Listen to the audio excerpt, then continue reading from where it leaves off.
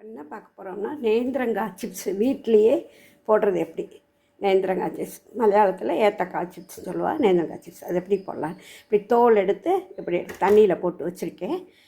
இந்த தோல் எடுத்தது இந்த பாருங்க, தோல் எடுத்து வச்சுருக்கேன். பண்ணுறது இப்போது எண்ணெய் வச்சுருக்கேன். தேங்காய் எண்ணெயும் வச்சுக்கலாம், கடலை எண்ணெயும் வச்சுக்கலாம். அதுக்கு தெளிக்கிறதுக்கு கொஞ்சம் கல் உப்பு போட்டு கொஞ்சமாக தண்ணி விட்றேன். இந்த தண்ணி இதெல்லாம் தெளித்து இது பண்ணணும்.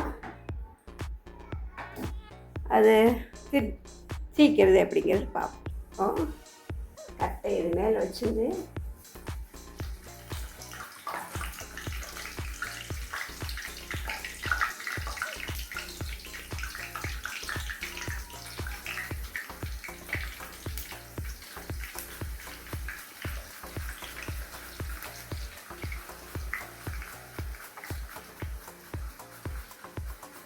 இப்படி எண்ணெய் மேலே வச்சு சீவ முடியலன்னா கீழே ஒரு பிளேட்டில் வச்சு சீவி அப்படியும் போட்டுக்கலாம்.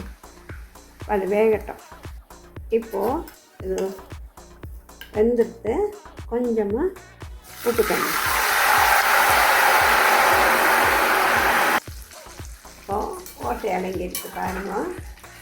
இது தமிழ்நாட்டில் விளைஞ்ச காயினால் இந்த கலரில் இருக்குது. ஒரிஜினல் காய் கேரளாவில் தான். அந்த காய் கலர் வித்தியாசமாக இருக்கும், இன்னும் கொஞ்சம் கலர் வித்தியாசமாக இருக்கும். அது மஞ்சப்பொடியெலாம் நம்ம போட வேண்டிய தேவையே இல்லை. இப்படி தான் ஈஸியான முறையில் சிப்ஸ் போடலாம். இப்போது தட்டில் திருவி வச்சதை போடுறேங்க.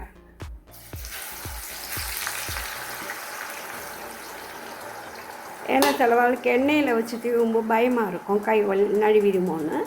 தட்டிலையும் திருவி வச்சு அப்படி போடலாம், வேகட்டும். இப்போது ரெண்டாவது ஏடு போட்டிருக்கேன். அதுக்கும் உப்பு தண்ணி ஊற்றுறேன்.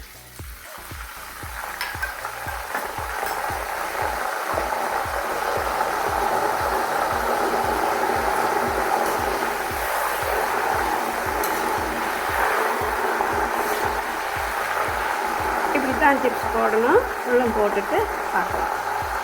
இப்போது எடுத்துடலாம்.